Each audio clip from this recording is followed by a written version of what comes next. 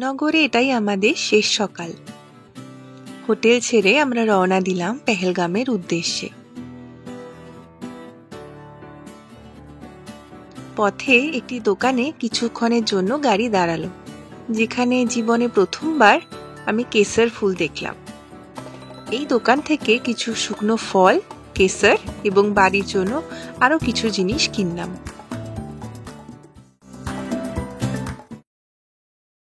পেহেলগামে পৌঁছাতে সন্ধ্যা হয়ে গিয়েছিল। খুবই ক্লান্ত হয়ে পড়েছিলাম, তাই রুম ছাড়া আর কোথাও ছবি তোলা হয়নি। রাতের এই নিস্তব্ধতায় পাশ দিয়ে বয়ে যাওয়া লিডা নদীর শব্দ একেবারে স্পষ্ট শোনা যাচ্ছে। সকালে রেডি হয়ে বাইরে আসতেই প্রকৃতির যে রূপ চোখে পড়ল তা এক কথায় অদ্ভুত, অসাধারণ। পাহাড়, জঙ্গল আর নদীর এই অপরূপ সহাবস্থান, আর তার মাঝখানে আমাদের উপস্থিতি যেন অপার্থিব মনে হচ্ছিল।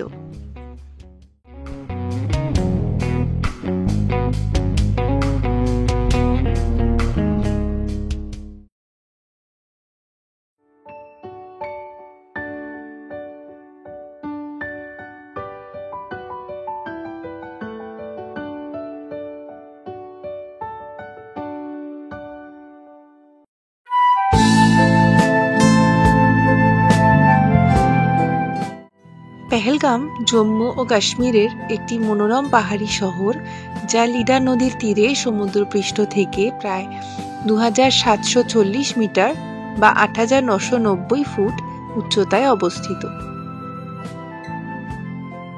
ভ্রমণ পিপাসু মানুষদের কাছে এটি একটি অত্যন্ত জনপ্রিয় স্থান।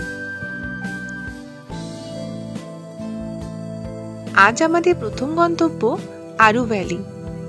আরু ভ্যালি পেহেলগাম থেকে প্রায় 12 কিলোমিটার দূরে অবস্থিত এক নয়নাভিরাম উপত্যকা, সমুদ্রপৃষ্ঠ থেকে যার উচ্চতা প্রায় 2414 মিটার বা 7920 ফুট। বিস্তীর্ণ সবুজ প্রান্তর, দূরে মাথা উঁচু করে দাঁড়িয়ে থাকা পাহাড় আর ওই পাহাড়ে ধাক্কা খেয়ে আসা হিমেল হাওয়া, প্রকৃতির এ যেন এক মায়াবী রূপ। ঘুরতে ঘুরতে একটি পার্ক দেখতে পেলাম। টিকিট কেটে দুজনে ঢুকে পড়লাম। এখানে সুন্দর বসার জায়গা এবং একটি বাংলোর মতো দেখতে হোটেলও আছে।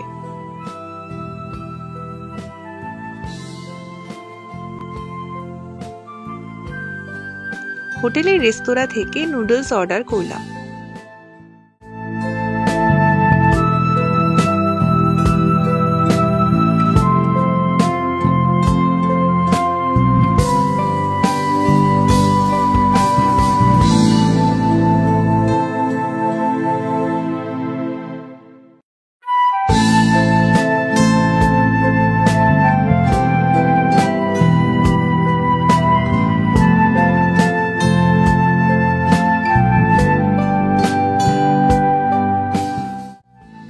বেরোনোর সময় অ্যাপেল জুসের একটি স্টল চোখে পড়লো। এটাও টেস্ট করাই যাক, এই ভেবে কিনেই ফেললাম। যেমন মিষ্টি তেমন ঠান্ডা।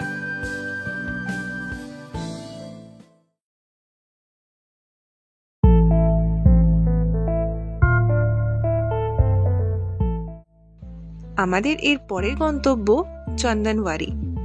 চন্দনওয়ারি পেহেলগাম থেকে প্রায় 16 কিলোমিটার দূরে অবস্থিত একটি জনপ্রিয় পর্যটন স্থল, সমুদ্রপৃষ্ঠ থেকে যার উচ্চতা প্রায় 2895 মিটার বা 9500 ফুট।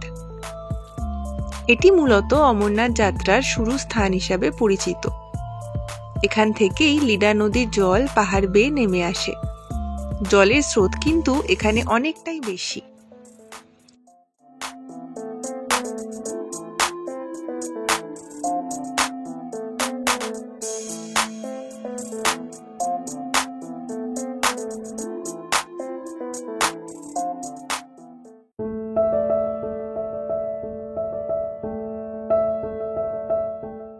আজকে আমাদের শেষ গন্তব্য বেতাব ভ্যালি।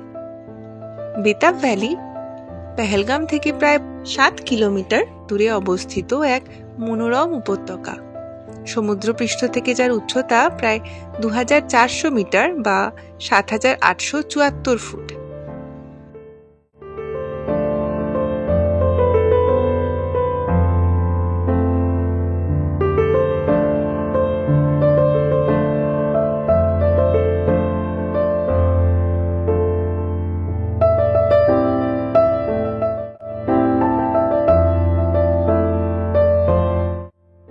পাহাড়ের ওপর থেকে পুরো উপত্যকাটিকে কিন্তু ভালোভাবে দেখা যায়। তাই হাতে সময় কম থাকলে এখানেই কিছু সময় কাটিয়ে ফিরে আসা যেতে পারে। কিন্তু আমাদের কাছে সময় আছে, তাই আমরা ভ্যালির উদ্দেশ্যে রওনা হলাম। ড্রাইভার দাদার কাছ থেকে জানলাম বেতাব ভ্যালি ঘুরে দেখতে হলে তার জন্য আলাদা টিকিট কাটতে হয়।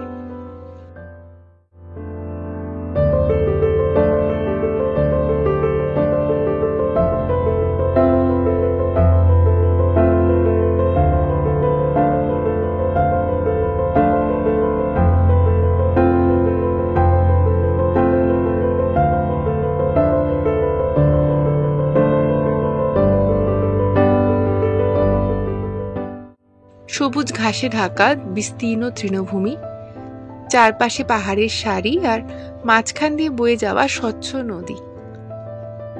সব মিলিয়ে জায়গাটি ছবির মতো সুন্দর। বলিউডের জনপ্রিয় ছবি বেতাব এখানেই শুটিং হওয়ায় এর নামকরণ হয়েছে বেতাব ভ্যালি।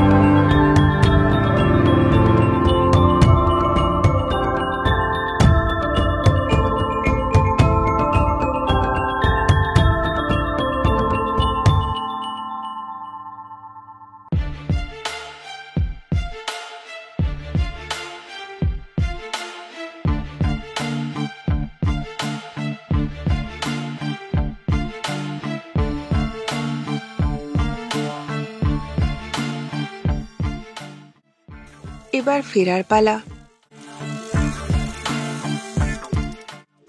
দেখতে দেখতে দিনগুলো কেমন স্বপ্নের মতো কেটে গেল। রাতে লিডার নদীর ধারে আয়োজন করা হয়েছিল বনফায়ার। আমাদের কাশ্মীর ভ্রমণ প্রায় সম্পূর্ণ। শুধু ক্যামেরাবন্দি কিছু মুহূর্ত আর স্মৃতিগুলো রয়ে যাবে সারা জীবন।